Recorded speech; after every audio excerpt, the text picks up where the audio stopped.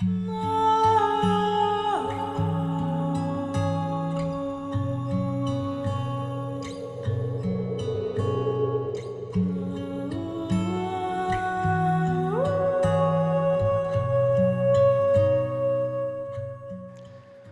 right, ladies and gentlemen, it is now officially episode 1 of the Flurza podcast. It's a show about Gwent, but it's so much more. I'm joined, of course, by the leader of leaks himself, Pavel Burza. Wow, what an introduction. Thank you, Flake. Thank you. Thank you as always. Glad to be here. Yes, this is episode 1. So we go back to the Star Wars name, or what are we going to do? I figured we would be done with that. I thought that could have been, I mean, we've already done it. I did it with He Who Shall Remain Nameless. So we're not going to go back to it. I guess we can kind of like choose a new theme, I think, for you and I.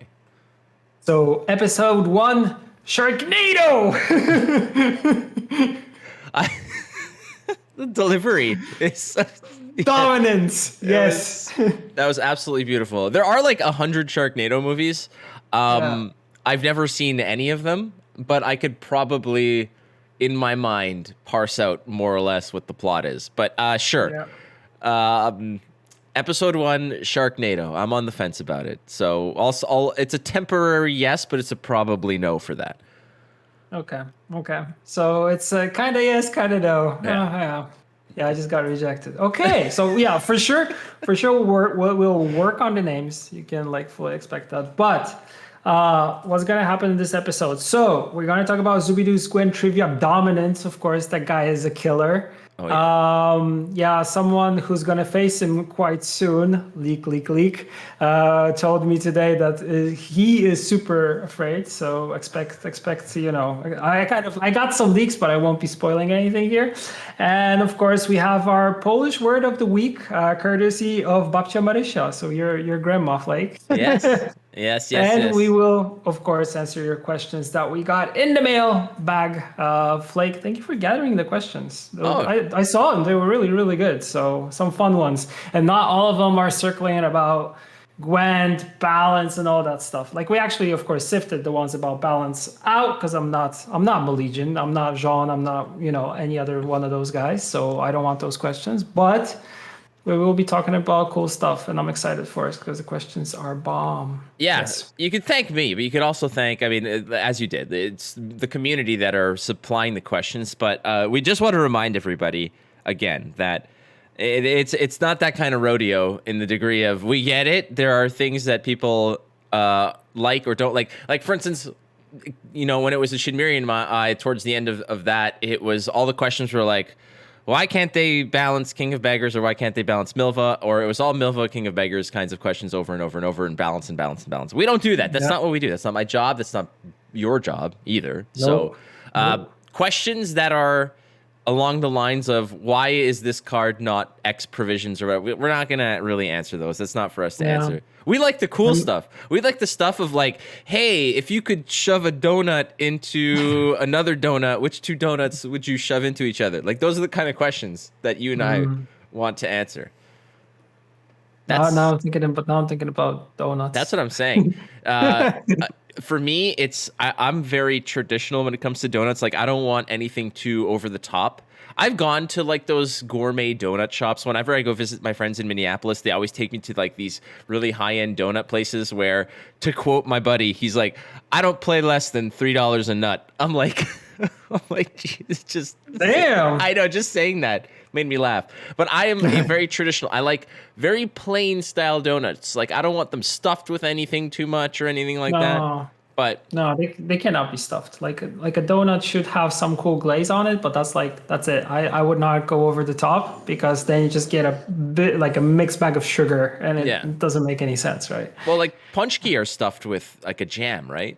But we don't call them donuts; we call them punchki. Yeah, but they're stuffed with jam. Like, we try to keep those things separate because they're different. Like, a donut is supposed to have the round shape with nothing inside, and kind of the middle is hollow, so it's like a round thingy. It makes sense. But punchki are kind of they're also round, but they're stuffed, they're filled, and it's a different thing. It's a different thing. I would not compare those two. That's such a closed-minded thing, that donuts have to be round. You're very anti-donut is what you are. Anti-donut. Well, I mean, they can be also like square, but still they need to have the hole inside. If they don't have the hole, it's not a donut. Look at you.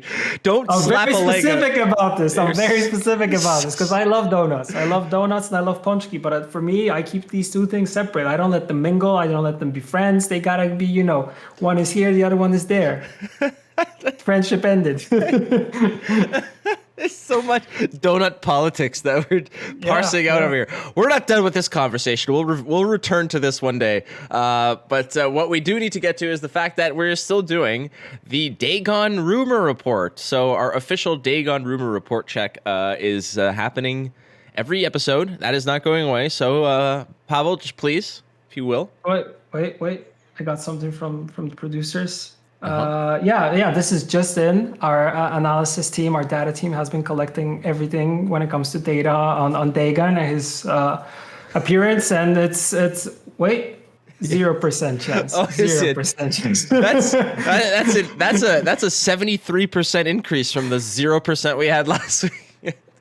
Wow, yes. we doubled our chances. That's amazing. Exactly. We went from 0 to 0. We're growing. We're growing. So good.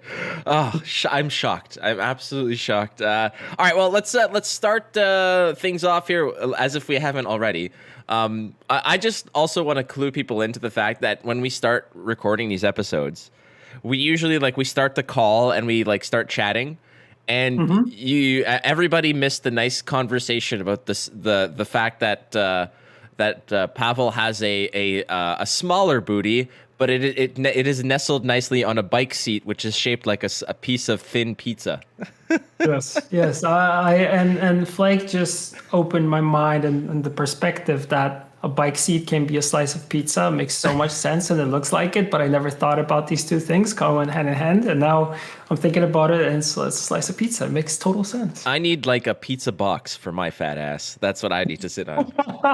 And nice and warm and squishy. Yeah, that's perfectly for me. Okay.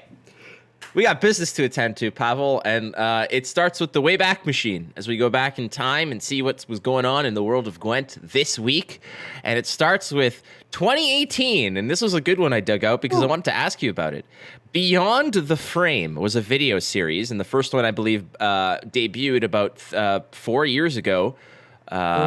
With Mage Adalbert, and he gives the flavor and a little bit of the lore surrounding some of the cards and the card art, and he introduced us to Vilgefortz, Nivellen, and Leo Bonhart, and that whole video series I thought was really cool, and I figured you can kind of clue us in a little bit more about what that video series is and what happened to it. So pretty much back in the Gwent golden age, we could say, we had multiple ideas when it came to creating a lot of video content within the studio itself. Of course, now the pandemic kind of stopped us because, we're not doing that. We have Beyond the Frame.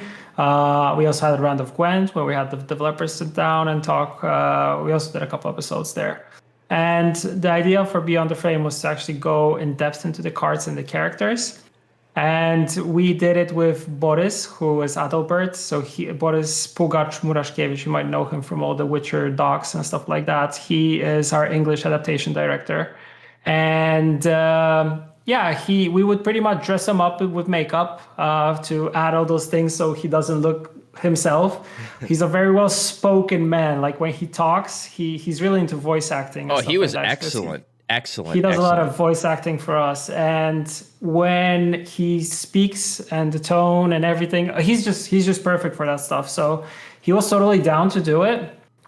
So we would put makeup and dress him up, which took around 3 hours, then set up the studio and record these episodes. But then his schedule was also super packed. So we kind of got to a place where we produced a couple of them, and then we're we won't really have the time to keep these going. Although we're kind of thinking to later bring them back, but then the pandemic hit, so that kind of stopped us in our tracks. So we never actually made a comeback, but it was more about introducing characters, talking about the cards a little bit more, showcasing the art a little bit more, getting into the card itself. Did he ever voice any cards? Because the voice, when I heard it, I was like, this seems like there's some cards out there that I recognize that he has done.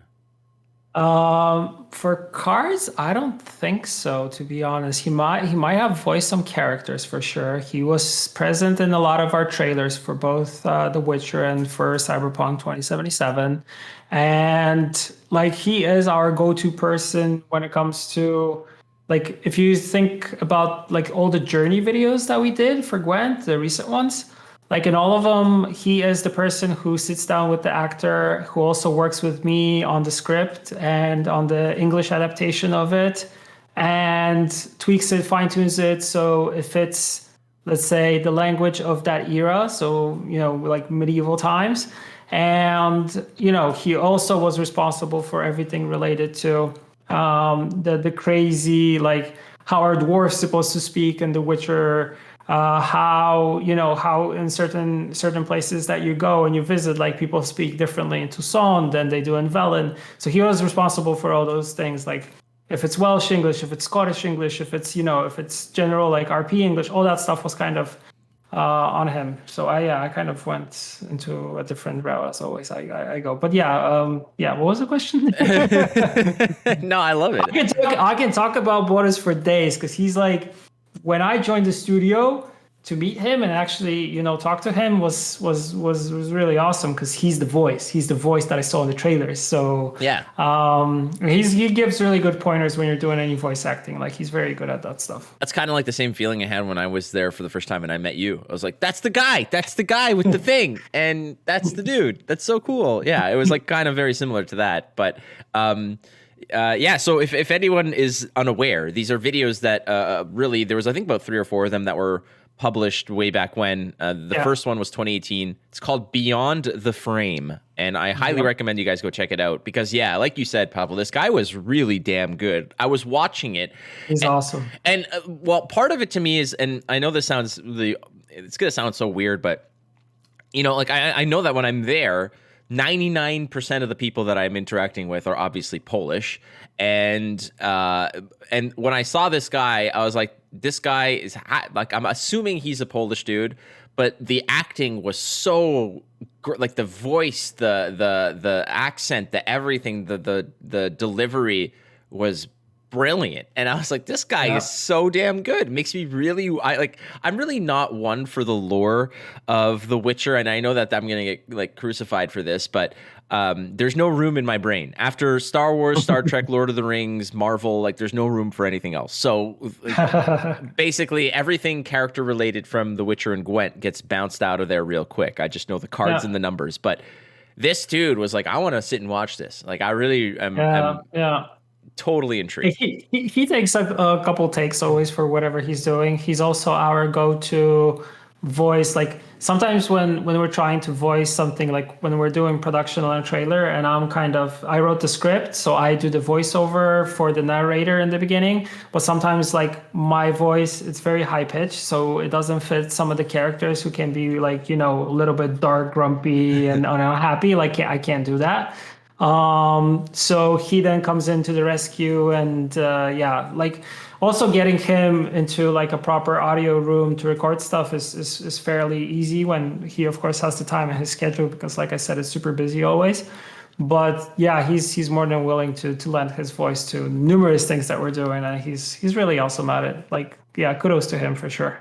In 2019, so about 3 years ago, there was the heroes that first appeared out of Thronebreaker make it to Gwent. That would be Gernacora, Ardal, Queen Maeve, Arnulf, and Eldane. And this was before the uncoupling of later skins from later abilities, which depending on, again, who you ask, was either the beginning of the end for Gwent. That was the point in which Gwent died. Or more rational minds were just like, okay, like it's fine. Like the game's, okay, it's fine. Yeah, but these new heroes that were added, still I think like Gernacora, like that ability, Queen Maeve not so much. I forgot what the Ardal one was. I think the Ardal one, I don't know if that now is like tactical decision, not tactical. Now it's tactical. Now it's like now it's something.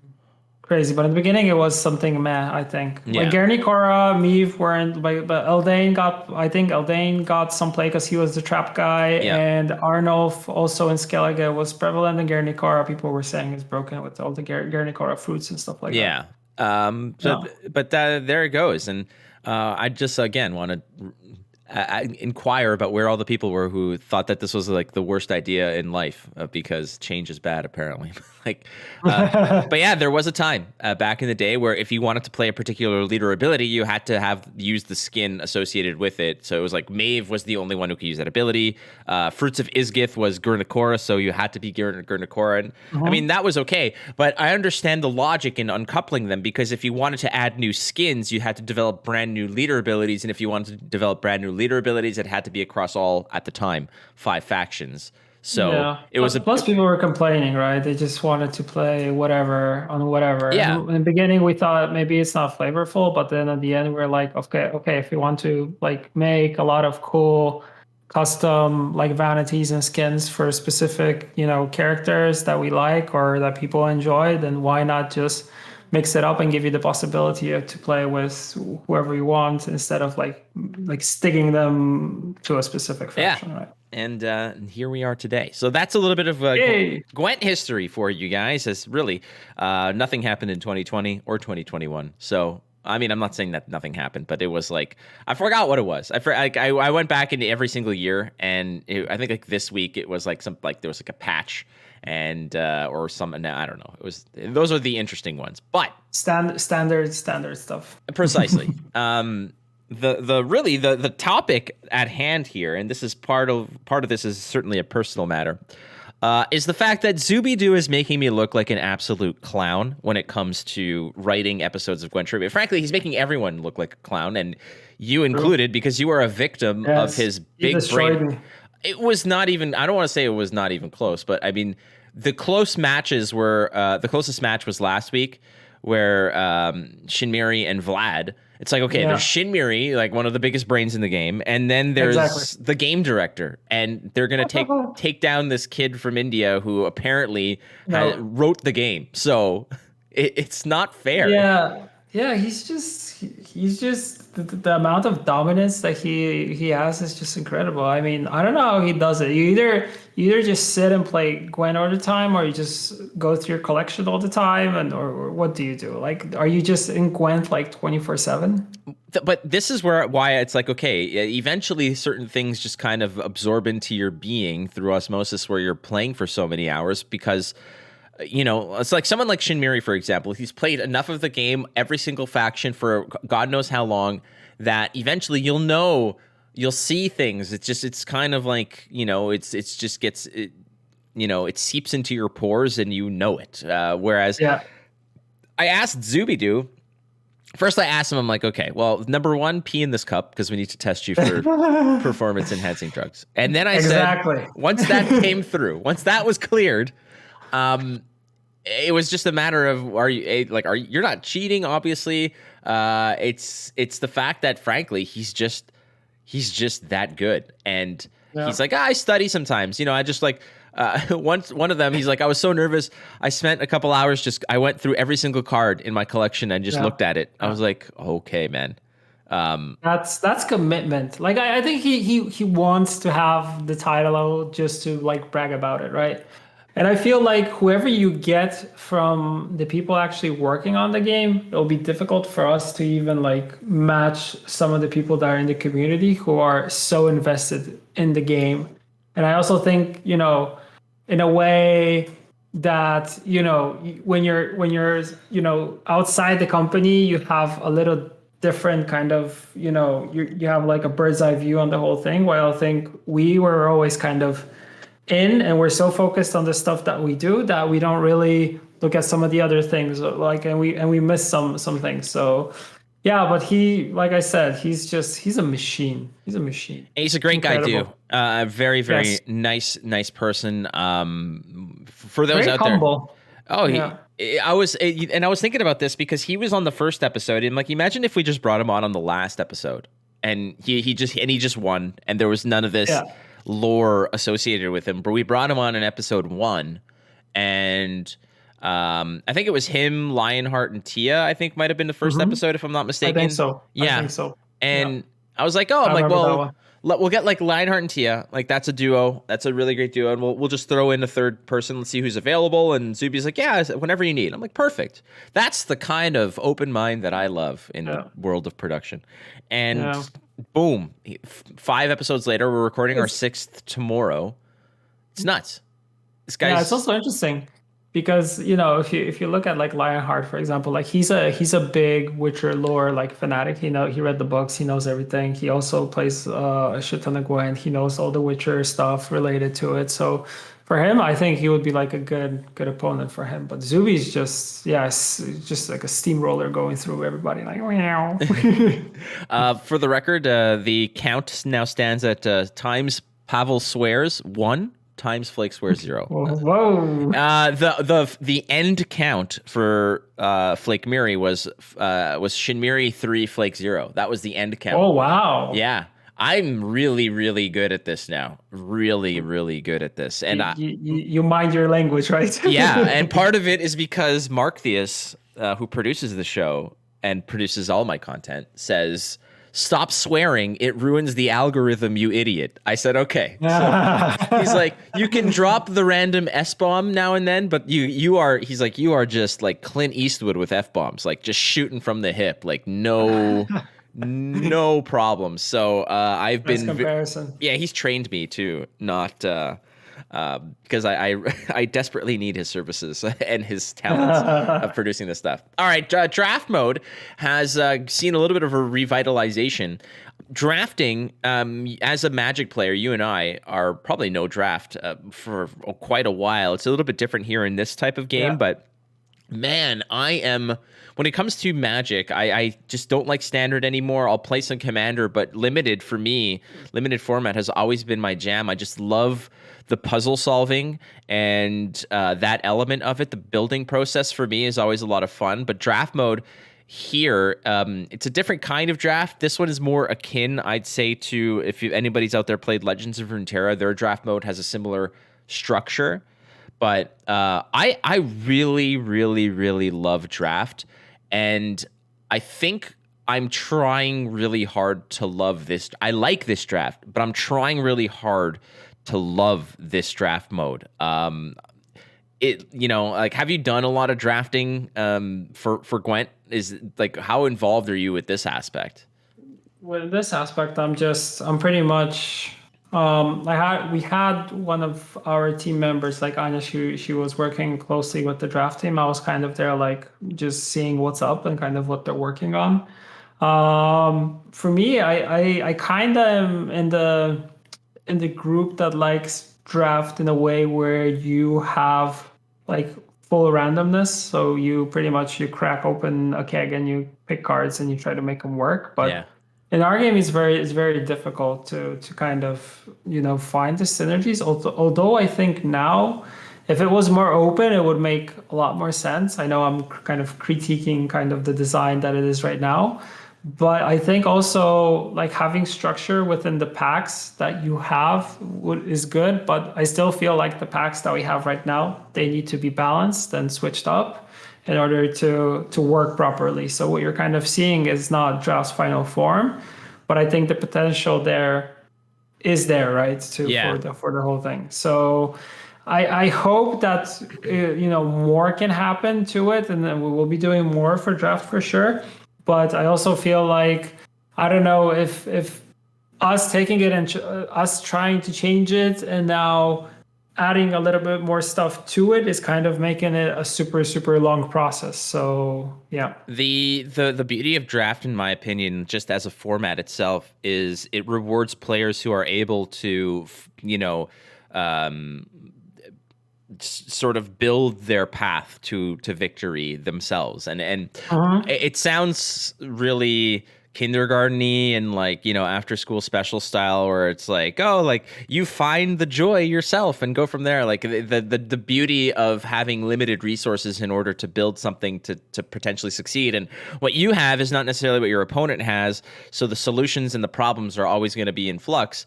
That's the beauty I love about draft is finding is finding that route to victory, and when you pull it off, it feels great. Where you can evaluate the value of these cards and then select appropriately.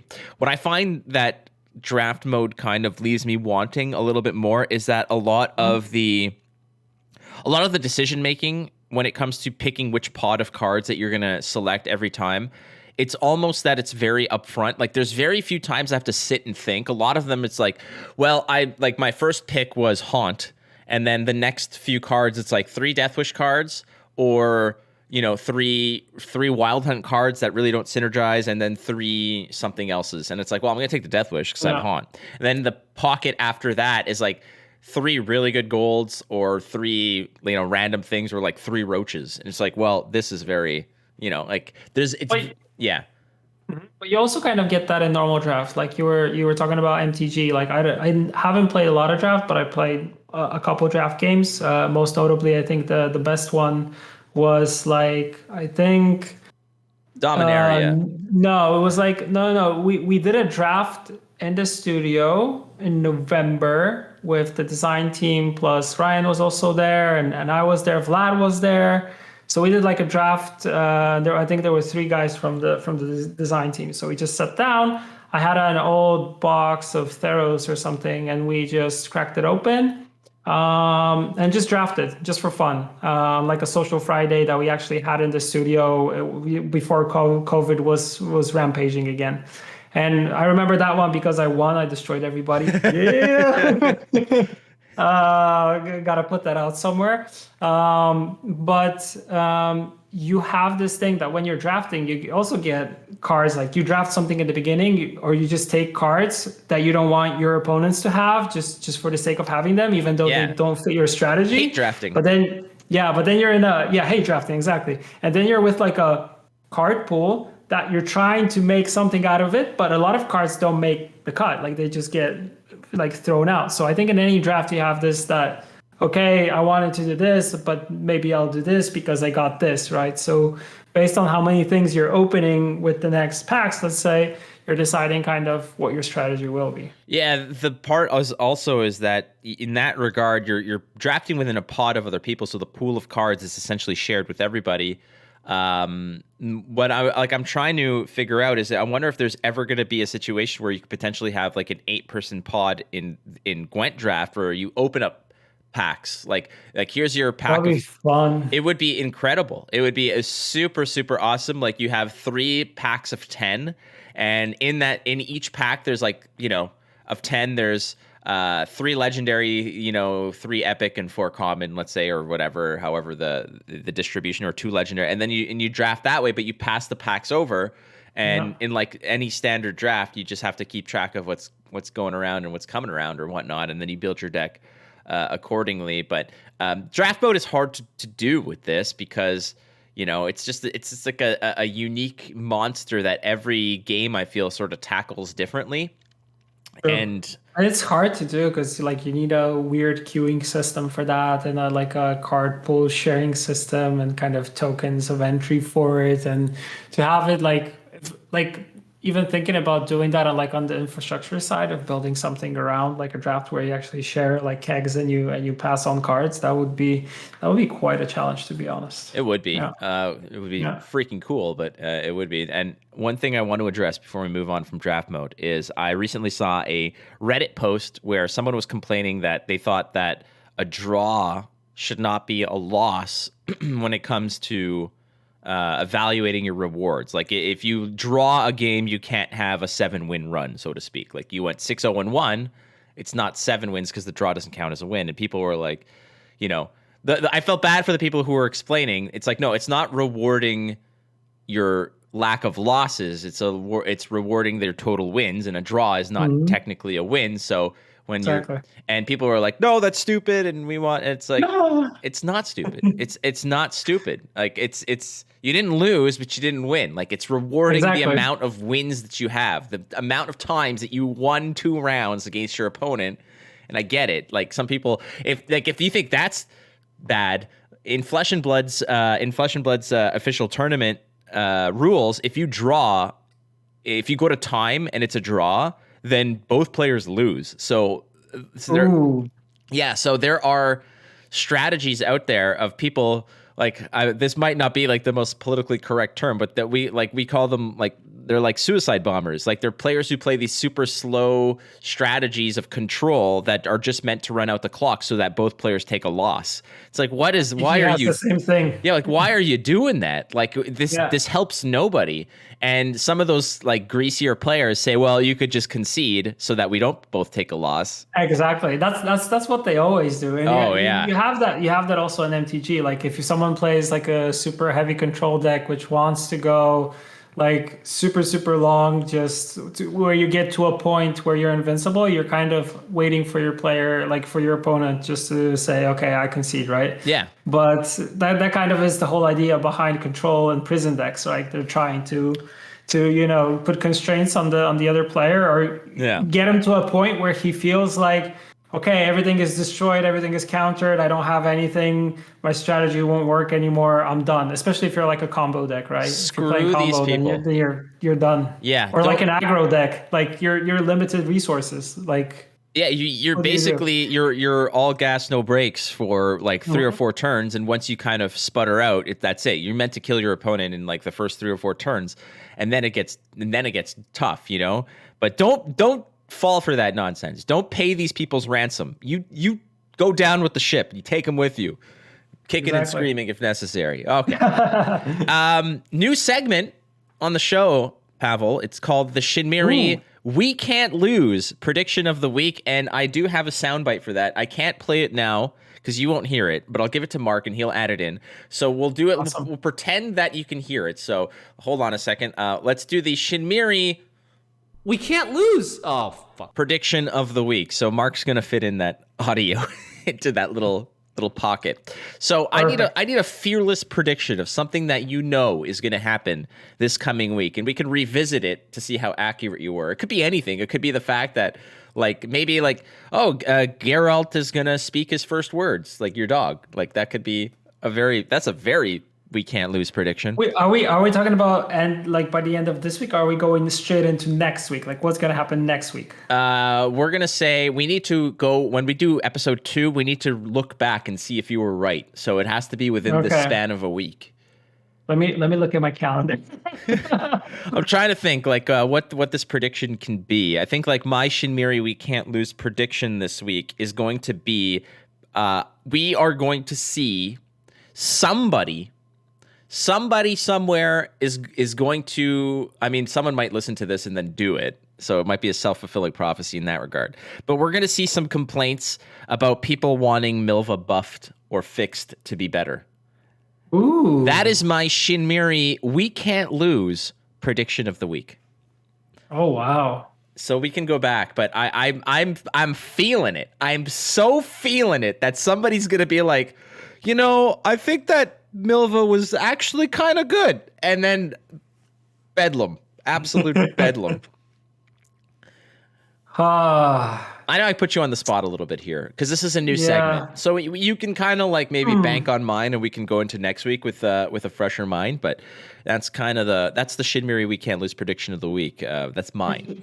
For sure, we'll get another draft review because there are a weekly thing where people are talking about draft, so that's gonna happen for sure.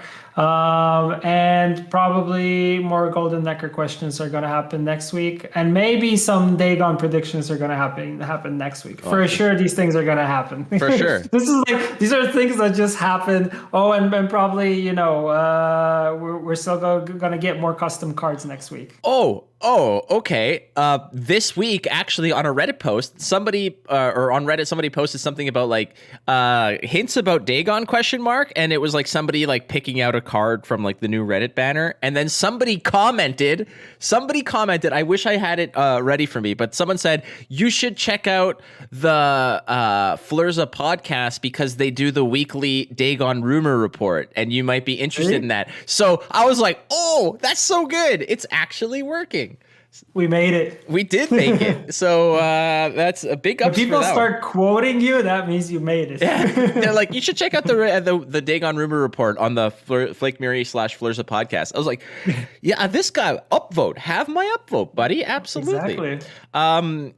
Also, is there any more hilariously forgotten and useless subreddit than custom Gwent, because it doesn't even matter because everyone just dumps 9,000 cards on the standard Gwent subreddit, and every single time someone posts a custom card, there's that like bot that posts, you might like our custom Gwent. It's like, yeah, nice try. Like Go there. Have a cookie. Like, yeah, you've been beating this drum for years and it just doesn't exist.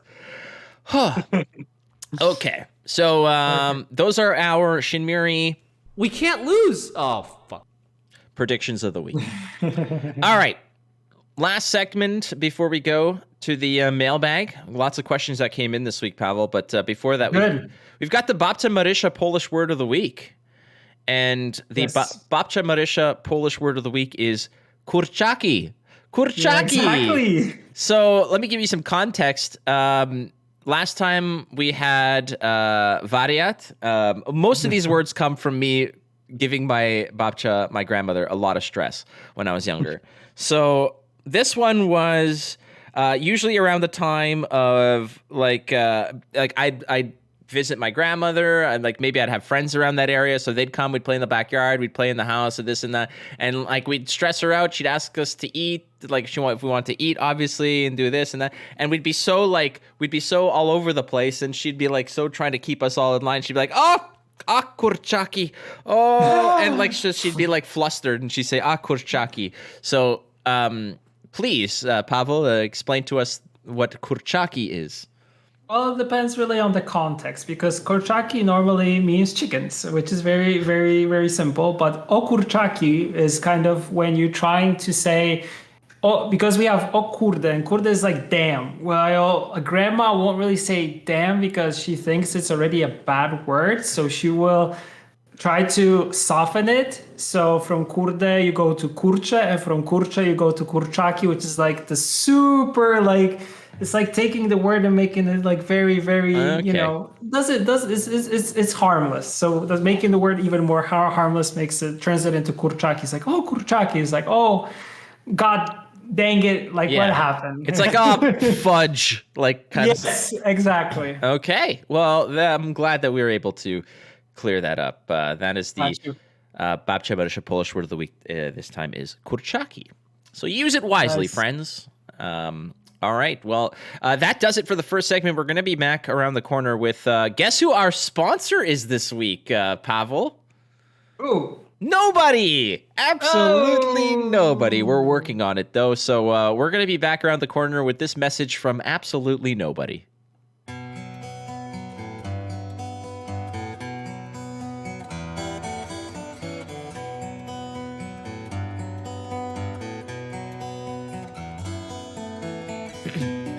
All right, we really hope that you purchase all the products and services from our sponsor that would be in that slot between these two major segments. So if you know somebody, if you have like a auto repair shop out somewhere in like the outskirts of like Iowa, and you want to maybe, kick a few bucks our way, we'll definitely help you out. Maybe there's a, you know what? I got a message from my aunt who said that my like a distant cousin or like a friend, like a cousin of my aunt, like he opened a restaurant in, I forgot what area of Poland. He lives in Poland. Oh, nice. You gotta let me know. I might be flying by there. I have it. It's called. Oh man, his restaurant is called. Oh my god, I have the menu. It was sent to me. It's called Blue Jeans. I don't know where it's located. I'll set it. It's called Blue Jeans Bar. Sounds nice already. And I'm trying to figure out what the address is. Oh, hold on a second. It's I'll send it to you. Either way, look up, if you're in Poland, look up Blue Jeans Bar. Maybe I'll contact my cousin and see if they want to sponsor the podcast. Yes, whenever you go to the bar, remember to use the offer code Flurza15 to get 50% off. Yeah, screw G Fuel. We got Blue Jeans Bar. That's what we got. All right, so Exactly.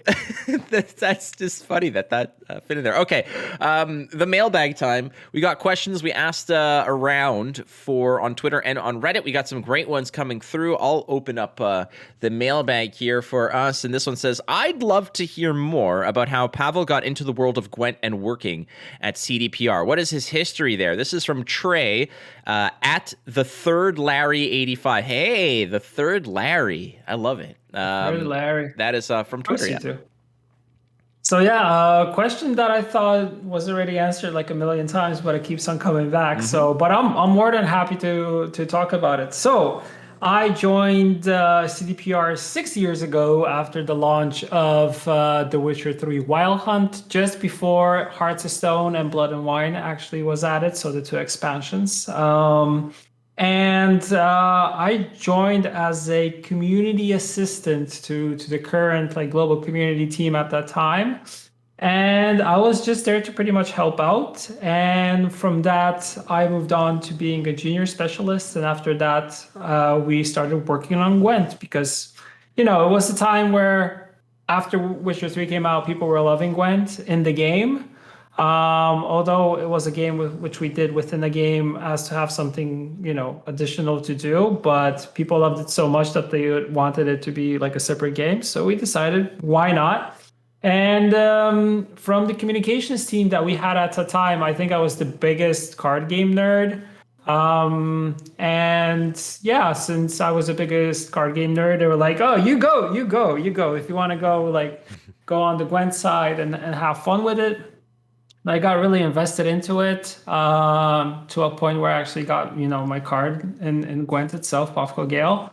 Like a resemblance of me, because me and Pafko were 2 different people. I will always stay true to that.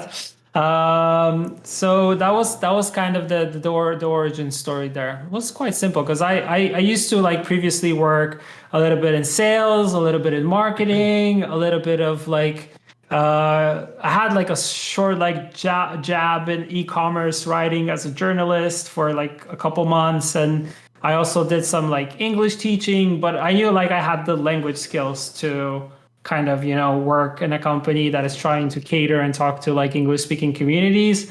So that was kind of the way I wanted to go. Plus I was a huge Witcher geek, and I think and also gaming and playing any games and knowing a lot about games because I just enjoyed them since I was little, my first Game Boys or NESs and stuff like that. So they took me in. I was surprised because the process of getting into CDPRs isn't very easy. I applied once and I got rejected because I applied for tech support. I wanted to get into tech support just to get into the company and then start my trajectory from that point on.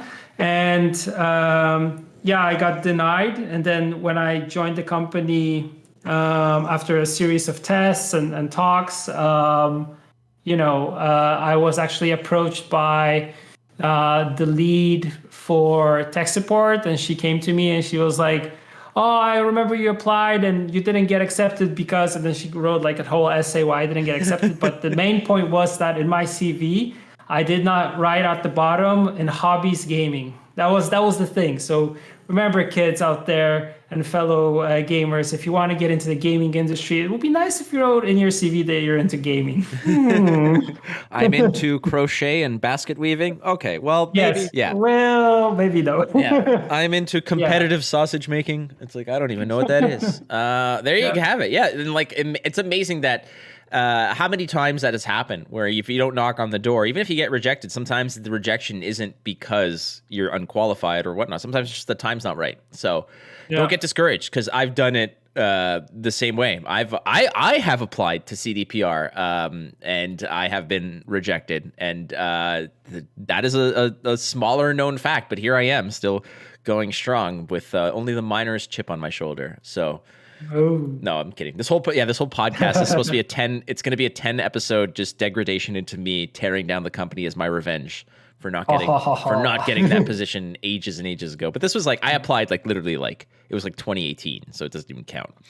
Yeah. Okay. Next question. This one's from Procrastinating Boyo on Reddit. solid with a delirium as their little tag next to their name. Perfect.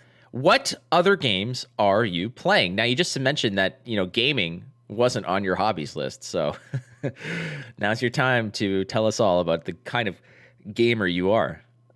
Ooh, we were actually, because me and my wife, we tried to play as many games as possible together. Like, of course, I will play my nerdy card games on my own. She will play her other games and mobile games and Switch games on her own. But we like to dabble into like some cool RPGs. And I recently learned that she hasn't played Uncharted. So we played Uncharted from 1 to 4. Wow. So yeah, it didn't take, they don't take very, very long to finish, but we wanted to kind of replay them before the movie comes out. So we just played all of them from 1 to 4. Yeah. We still have one, Lost Legacy, which is like a spin-off. But that one is the one that we're probably going to be playing right now. And after that, we have a whole like backlog of games that we need to get into. What are you looking at to get into next? Like, is there anything on your radar right now that you're just like... I really want to play Guardians of the Galaxy because it has pretty good reviews from what I've seen and also from the people that have been playing it. Disco Elysium is on my list also. I want to play Nier Automata because I missed that one somehow. And Detroit Beyond Human is also on my list. So there are a couple games. And we also we played a little bit of Forza Horizon because we played number 4 and now we played number 5. So just card games are also cool. I know it sounds like card games, but it's card games. They also are pretty cool, especially if they don't require it's you can do burnouts, you can do high jumps. When it's it's kind of an arcade racer game. It's fun. The Guardians of the Galaxy, a friend of mine is in that. She plays. She does the voice for Lady Hellbender. Her name is Sarah Levesque. Went to high school. Awesome. Yeah, I went to high school with her, and she had a crush on me in high school, but it wasn't cool to like her in high school. So I couldn't like her back. Whereas in reality, I had a big crush on her too, but it just wasn't. High school is a. Oh man.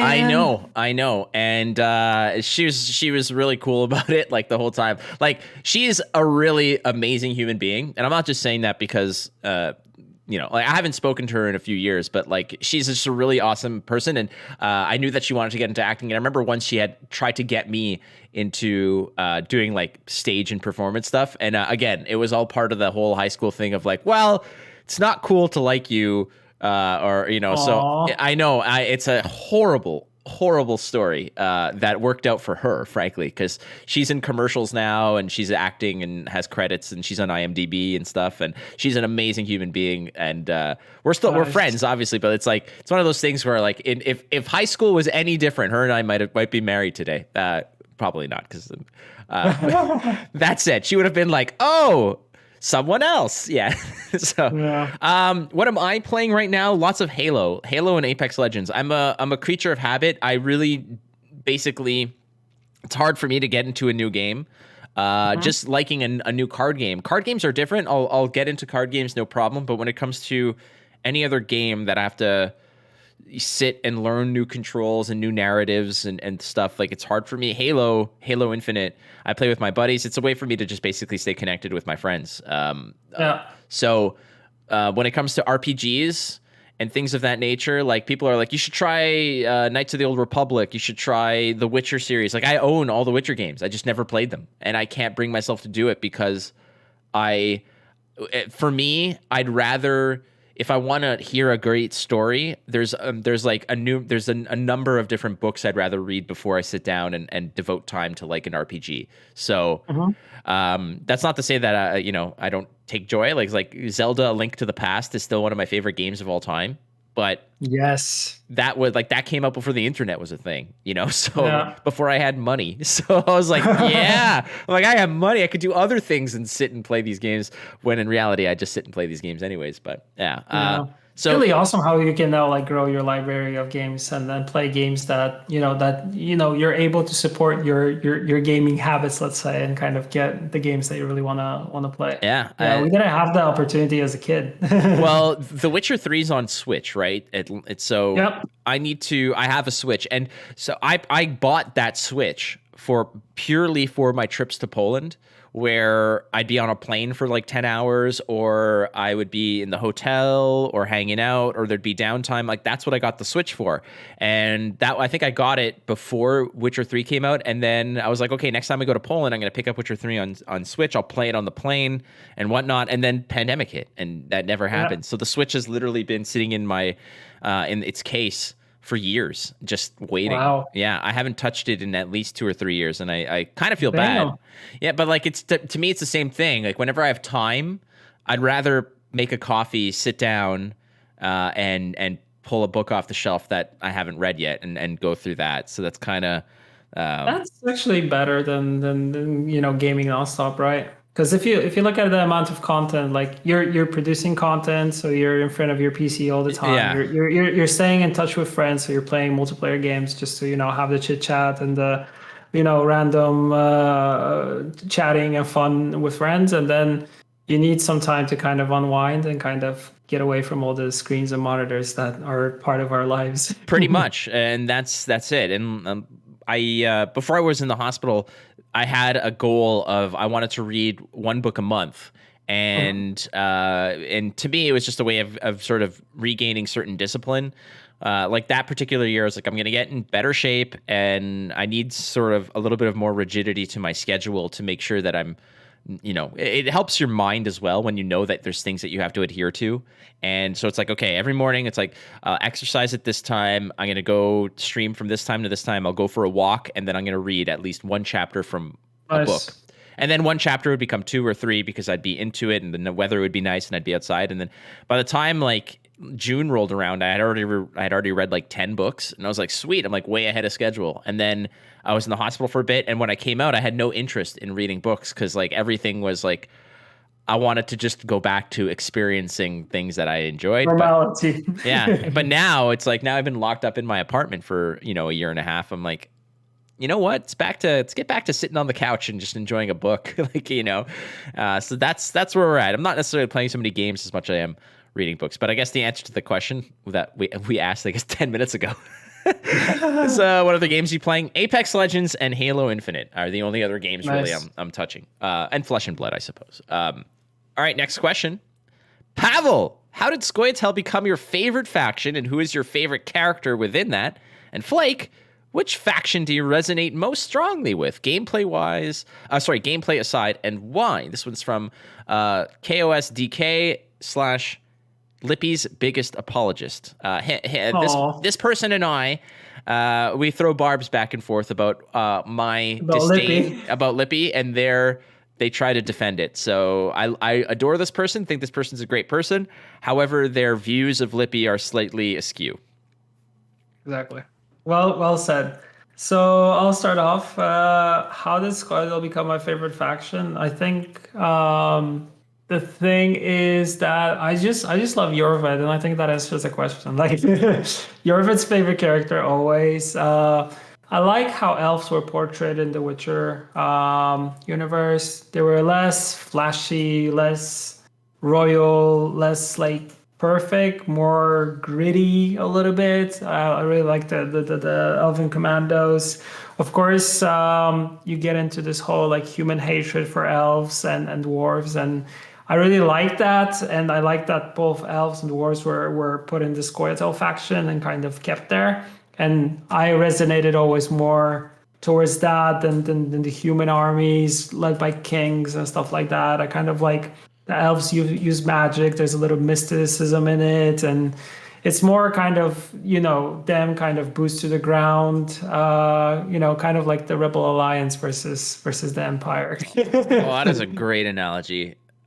I see exactly what you mean, but you're right. Yeah.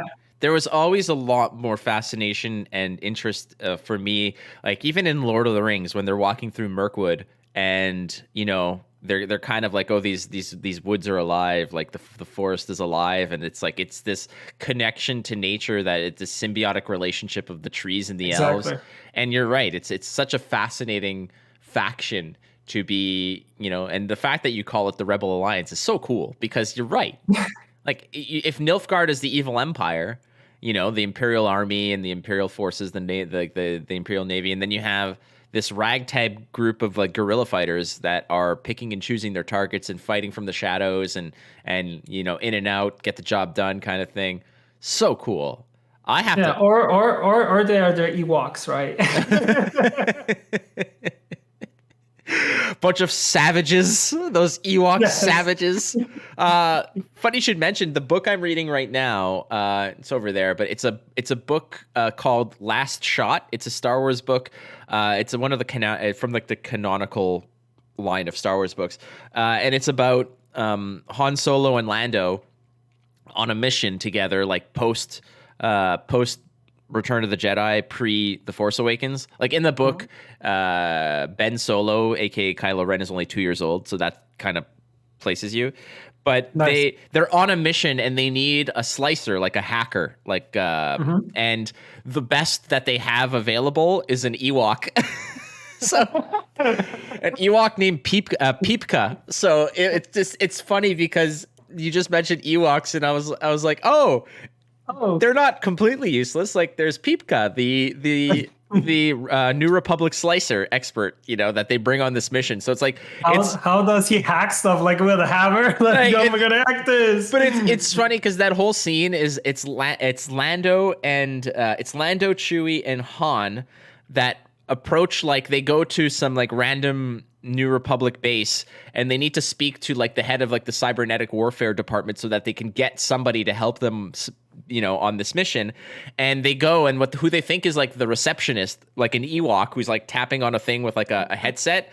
They're like, okay, well, this person clearly, this thing doesn't understand what we're saying. And then they go to the head, and the person's like, oh, I got just the person. And then the Ewok walks in. They're like, you? They're like, and it's just a ridiculous scene. So perfect.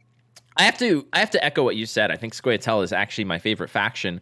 Outside, like to me, my two favorite factions. I always liked monsters, but I think that monsters they kind of. I mean, monsters for me in Deathwish was Frost and Deathwish were where I cut my teeth in Gwent many years ago. Excuse me. It's like what I hit pro rank with many years ago was with like a Frost or a Deathwish list, and but eventually I kind of lost a little bit of the luster that monsters had. Like it was less appealing because it was more about big bodies and just point generation than it was with anything a little bit more sneaky or development heavy.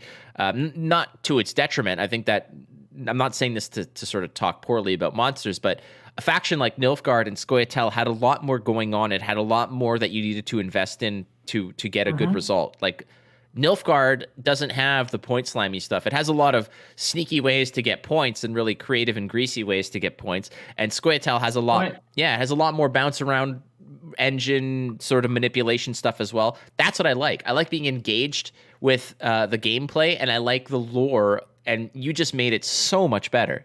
Nice. Well, it's fascinating because for me it's Scoia'tael and Nilfgaard, but you then go ahead and call Scoia'tael the Rebel Alliance, and you call Nilfgaard like the Empire, and I'm like, this fits. It absolutely fits. No wonder I love these two factions because they're the same. Yeah, it's the same dyad that appeals to me about Star Wars. So they're polar opposites. That's why it works. Right? I love it. All right, you hit us with the next questions. All right, love the show, chaps. Hello. What's something you wish you had spent more time doing when you were younger? This is by Fuchsia Briefs. Fuchsia Briefs. I know the guy. Yeah. I know the person. Fuchsia Briefs. We're gonna send a lot of love to Fuchsia Briefs, one of the I don't want to say unsung heroes because he's sung very highly by many people, but perhaps one of the hidden gems that the community might not know about. But if you do not know about Fuchsia Briefs, I highly recommend you go ahead and take a look at the content. It is great. He is our Gwent Jason Statham. Exactly. Check them out. Really cool stuff. There's actually two questions because the other one is if you could be the best in the world at anything, what would you be? So I think we'll treat them separate. So first, like, what is something you wish you had spent more time doing when you were younger? Yeah, I wanted to hit the 2-pack what is here. it? Like, Fuchsia went back to back on this one, and I'm going to respect it because we love Fuchsia. What's something you wish you had spent more time doing when you were younger? That's a very, very, it's hard because that would assume that I'm not necessarily content with where I am today. I would say that I would probably be a little bit more, I wish I was a little bit more sensitive to what was going on in other people's lives, is what I'll say. And this kind of, when you say younger, I mean, that could go into my 20s as well. And I think that is something that I wasn't necessarily super in touch with until I was in, like, maybe in the past 5 or 6 years, where I will say hearing, just being aware and sensitive to the situations of those around me and understanding where they're coming from, that you could be right, but you could be understanding. You could be open to, you don't necessarily have to agree, but you can, if you understand the point of view, it maybe allows for a little bit more wiggle room to improve your own, and to grow yourself. So I think that that's something I wish I had done more, is just be more humble about my own situation so that I can be more open to understand the situations of others. Wow. I just want to add a little bit to that. And Bitcoin, and invest in Bitcoin. No NFT or cryptocurrency talk here. No. Nothing like that. I think we as a society kind of have been taught to like take those things into account a little bit more in terms of like being more open-minded and trying to learn, like having a little bit of more empathy in us, being less self-centered. And I feel like also seeing that there are other people in this world, and that now I think everybody has like a platform or Twitter where they can just, talk about their views and also talk about like what drives them, also talk about the culture they're in, their beliefs and stuff like that. And I feel like for a lot of time before that, we're kind of, we're living in the dark age when we didn't understand stuff, but now we can be more open-minded. And I kind of feel like, that's kind of the way that we're going. So that's one thing.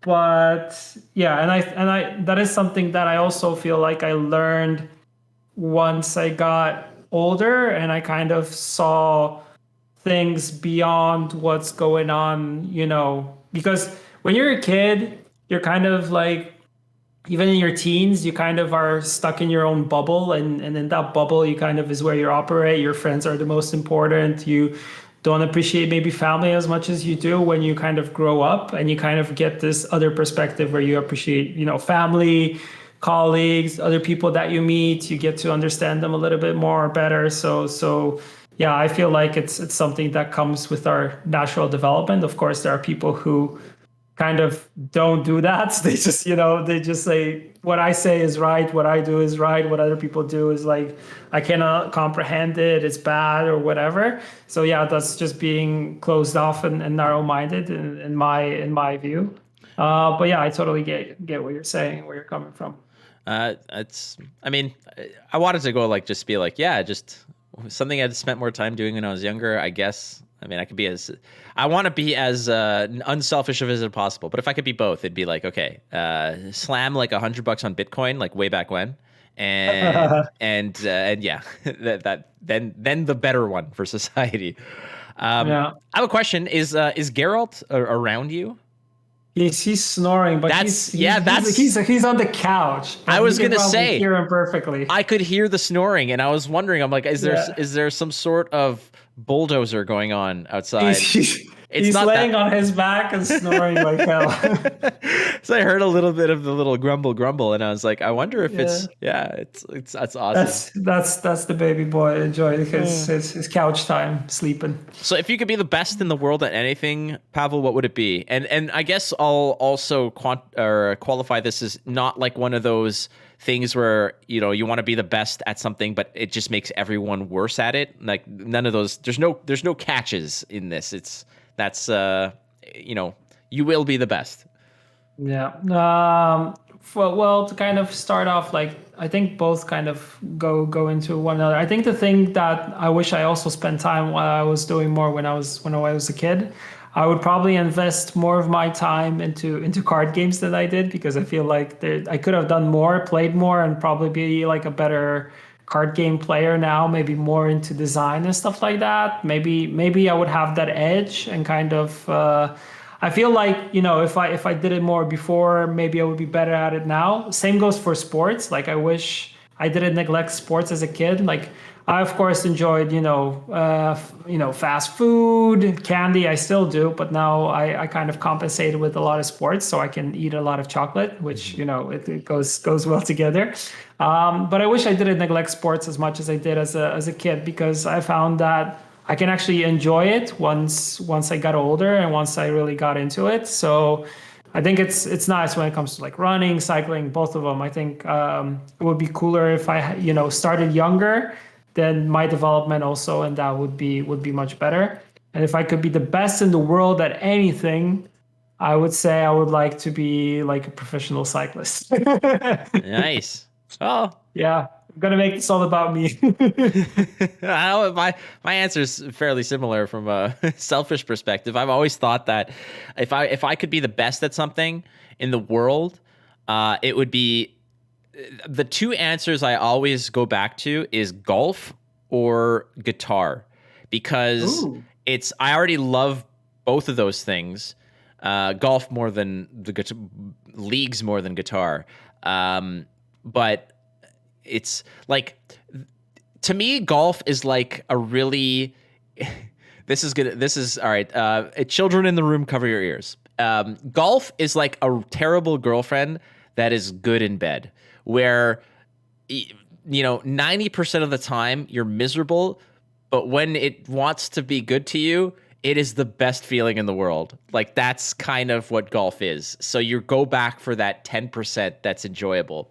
But golf is also something that you can play into like your 70s or 80s. Mm-hmm. And if you're the best in the world at it, you can make money off of golf from like 16 years old to 80 years old. And you will be famous. You'll have a really sweet life.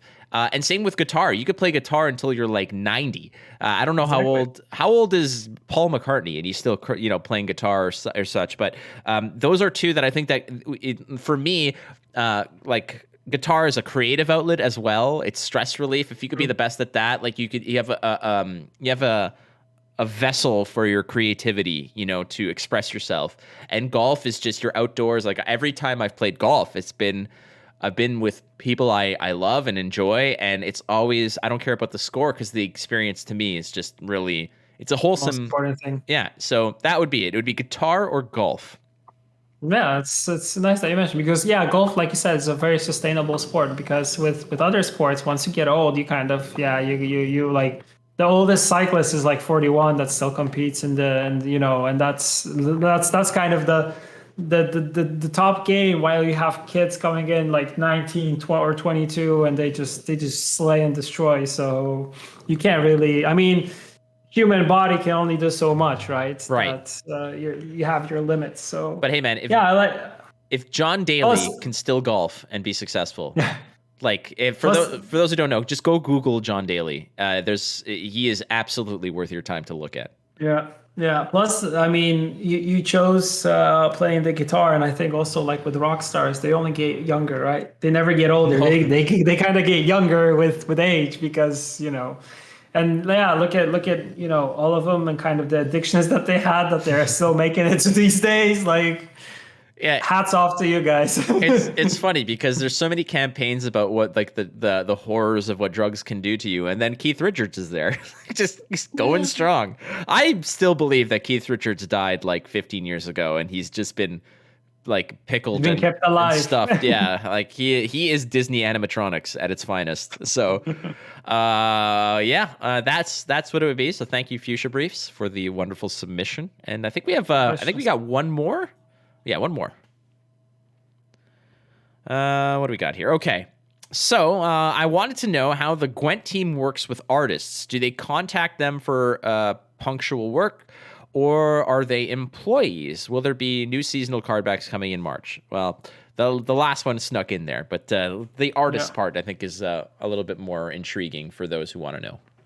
Yeah, it's a mix bag pretty much. Like we want to have the artists, of course, working for us like full time, because our art team, the way that they work is mainly that you like to have everybody within the team under one art director that kind of critiques their work. But also what's really cool in our art department is the fact that also the other artists who work on similar things, they are able to have their input when it comes to what someone has done. So they actually meet as a group in one room and they show what they've been working on, and the others kind of give them pointers, critique it, or give their opinions on it, and it becomes a nice creative process. But of course, we also work with our artists on outsource. So we pretty much get the work in, sit down with them, say what we like, what we dislike, and they kind of implement it. So it's a mixed bag of things. But of course, it's good to have, if you know that an artist has a unique, awesome style that will fit your game, in this case, of course, Gwent, then you want those people working with you and kind of sharing the knowledge pool within all the other artists. Beautiful. Will there be new seasonal card backs coming in March? Maybe. Yeah, maybe. That's gonna be our go. Oh, there was a question about our favorite like Sopranos character. Oh, kind of snuck into this a little bit. I know it's not on the list, but who's your favorite? My favorite. I've done I will just preface this answer with the fact that I believe that The Sopranos is one of the greatest TV shows of all time. And James Gandolfini's portrayal of Tony Soprano is beautiful. One of the best pieces of sustained acting I have ever seen and ever witnessed. I'm no scholar of acting, but it's untouchable in terms of TV. I've yet to see somebody on that level. Bryan Cranston in Breaking Bad is close, but I think that one was really good. Good comparison. It's like, but it kind of is the thing that he spoke about. Like once you're in that role and you commit to it so much, you're always that person in that role. Like it's hard to get away from that. It's a mold that you kind of create for yourself, and it's hard to move out of that. My favorite character. I mean, it's hard not to like. There's like Silvio and Paulie, and Paulie has the funniest moments. I feel a lot of them. Silvio as a character is such a caricature, and as somebody who like my nonna was from Italy, and like a lot of them immigrated to Canada, and every family wedding or gathering, I see these characters because they all came from Italy, and I know a Silvio within the family. I know a Paulie. Like there's pictures with me. You'd think it was from like the concept art from a Sopranos episode, But for me, my favorite character is a short-lived one. It's Furio. Oh. Furio is my favorite awesome. character. And what's funny is that I've listened to some after the show, like interviews, like where he appears on podcasts years later. He's not from Italy. Like he has no accent. It's all acting. Wow. Yeah, he has an American accent. He did it well then. He did it so well. But my favorite scene from that is when they're on the golf course and they're trying to intimidate one of like a government official or like a judge or something. It's Furio and I forgot who else, but they're trying to like intimidate a guy, and they keep walking towards him and he keeps backing up. And then all of a sudden Furio just whacks him across the head, and he's like, "You had a bee on your hat." And I'm like, oh, because he like completely full wind up, smacks the guy across the head. You had a bee on your hat. It just makes me laugh.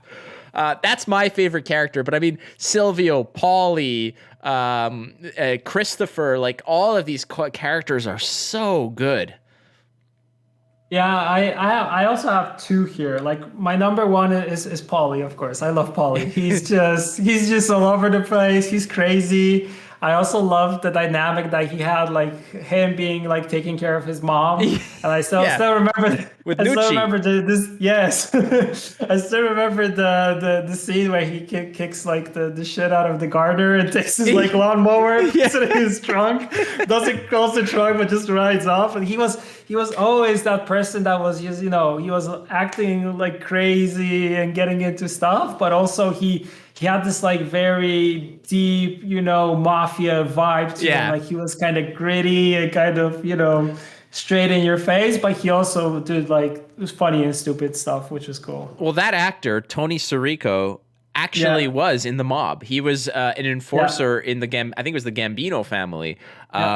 So there's a lot of realism with that particular dude. And one of the best Paulie scenes is, first of all, the Pine Barrens, like the episode where they get lost in the woods, is a classic. Oh yes, that's the one where like they have bad cell reception, and Tony's trying to explain to him that he was like in the interior the internal affairs, like a secret, like Russian secret service internal affairs, and then Paulie can't hear him, so he turns to Christopher. He's like, yeah, he worked for the Russian government. He was an interior decorator. And then Christopher's like, interior decorator? His place looked like shit. Yeah, and now that you also mentioned it, my second favorite has to be like Christopher Moltisanti. I mean, the portrayal of the character there and kind of the stuff that he's going like through as him and his development is just, I really like these kind of fallen characters who you feel like they're being handed stuff and they could do good, but there are things that are kind of pulling them back, and they can't develop, they can't reach that. He always has like big aspirations, and he's almost there, but then he takes one step forward, two steps back, and I kind of like those characters. I don't know why, kind of the dramatic characters, you would say. Christopher, every time you want to respect him, then it cuts to him writing his script, and then it shows the computer screen, and it's riddled with spelling errors, and you're like, I can't respect you. I'm sorry, I can't. No. Another hilarious Paulie scene is when they go to Starbucks and they order like an espresso, and he's there, and he's just like he's getting mad because it's like his espresso is like $4, and then he's looking at all the stuff on the walls, the coffee makers, the espresso beans, and he's getting upset. He's like, they're taking advantage of us. It's like, this is us. This is our culture. This is exactly. And it's hilarious because he as a profession extorts and exploits everyone else, and he's upset because Starbucks is selling coffee and he feels offended by it. Yes. And then on the way out, I love that. To get revenge, he steals a coffee maker under his jacket, and it's like he's like, this is I show them, right? Yeah. Oh man. Then there's another one where Patsy goes with his enforcer to try to shake down a Starbucks, and the guy is like, man, we count every bean. It all goes through corporate. Not a penny goes through this place without them knowing about it. He's like, you got to talk to corporate if you want anything out of us. And the guy's like, Patsy's like, what is happening with society? And he leaves. Exactly. Yeah, I also like that they get it to a point where they kind of have to face reality and face the developing world, that things are changing, and they're kind of behind. They're like, wait, doesn't this function the way it's supposed to? Like they get kind of like hit with reality check. And they're like, what? They're like they're kind of like these victims of the time where they're sitting there, they're like, man, DNA these days, you can't get away with anything. Like, and everyone's like, it's beautiful. It's beautiful. All right. I could do and also quick shout out to Livia Soprano for being a like terrible pain in the butt, but played so well. so well. If there was anybody who could steal the scene from Tony, it's her. Like Livia Soprano was, and she unfortunately passed away like halfway through the series or in season 2, so you don't get all of Livia Soprano. But if you have not seen the series, now's the time. It is an absolute iconic series for television history, but it basically sort of launched what people call like prestige TV, like this pay per channel kind of TV, like HBO, whatever. This put it on the map as saying like this is what TV can be, because it was like the first instance of TV being like high production value, great writing, high skilled actors. It wasn't like a soap opera kind of level of just film it and print it and go kind of thing. But plus, like you said, it was the beginning of the really cool, like especially like cool HBO stuff, but then others like took it upon themselves that it can be more entertaining, and it can actually have like really good storytelling and screenwriting instead of just being like a dumb soap that you just watch every day because you're kind of just stuck to watching that thing, and you're like, you stop caring about the characters, you feel like they're very shallow and the story's kind of like meh, but you still watch it. This one, no, like each episode gets better and better and better. So there are very few duds in that series. Like even the bad episodes are like, this is good for another TV show like this. Exactly. So that came in from Jausor. Sorry if I'm mispronouncing your name, my friend, but beautiful beard for Jausor. So thank you for the submissions. That does it for the mailbag this week, Pavel. And the first episode, the official first episode, the pilot announcement episode is long gone. We now have a format, and I love this. Me too. Man, that was amazing. And I love the questions. Like the questions, I'm really happy that we got stuff that, let us talk about more things that we're interested in, or kind of things that are kind of around Gwent, but kind of also kind of circle back into Gwent, which is kind of what we're trying to do here. Damn right. I mean, that's it. It's a show about Gwent, but so much more. That's the tagline. Exactly. But wait, there's more. There's more. Oh, man. I will show you some Halloween episodes of myself and my buddy House, a.k.a. Gary. We went one year for Halloween as the slap chop guy and as the OxyClean guy. And it was, I will send you pictures. It was probably one of my greatest achievements in history. Doing this. Yeah. All right. Well, that's the episode, Pavel. And again, I will end it as I do every podcast I have with my partner and say, I love you, man. Man, I love you too. Beautiful. And we love you. Nice, awesome content. Exactly. We love all of you. That's usually how it would go previously with he who shall remain nameless. He would say, I love you too, and we love you. So that's going to be you're going to have to pick up that mantle. We're going to carry that one forward. Yeah, I'll put my own spin on it. Damn right. I mean, it's interesting that also, like always in the intro and outro, you always call him as the person who shall remain like nameless or not be named, while within like the show, you mention his name normally. It's like you dropped the ball on that one. I kind of did. It's part of my therapy package to work my way through the traumatic breakup that him and I had. Okay. Yeah. Well, I don't want to get into that wound or anything like that. We're gonna have like a like there's like Real Housewives of like Los Angeles or something. We're gonna have a like a caster version for CDPR. Oh, that would be amazing. I would love to do a reality show where I know that it's probably not in the budget, but it would be so damn cool to do like for Gwent Masters 2022, where if it was done in person, obviously, you have a behind the scenes, like a film crew that sort of follows all the ins and outs of it. And then you could kind of release it a little bit as like a documentary of like the making of. That'd be awesome. And then it's going to follow me around all the different bakeries in Warsaw, trying to negotiate with the babchas who made the Danishes. And I'm trying to, okay. Last quick story, because I know that you and I could talk forever, but we have so many episodes to do. Did I tell you about when I was in Warsaw and I tried to go get a cheese Danish and I didn't know what it was called, so I found a bakery, but I called my mom, and my mom was like, well, what is it called? What do they have there? I'm like, I'm sorry. I'm like, I can't really pronounce them. Yeah. And then my mom is like, put her on the phone. I'm like, I'm not going to give you the phone to a random woman. Put her on the phone. Yeah, let me talk to her. So I just give her the phone. And like my mom's talking to this random Polish bakery person. And she's explaining to the woman there what I want, and I'm just standing there like a schmuck, being like, okay, like, and then like, this is long distance. Like, get off the phone, ma. Like, stop it. Like, she's talking for like minutes with this random woman. Anyway, all right, that's It's just drożdżówka z serem. That's it. Yes, drożdżówka. That's what it was, and I couldn't pronounce it, and that was the problem. Yeah. All right. Well, that is episode 1 of Flurza. We'll be back next week. Mailbag, always open. Send it our way.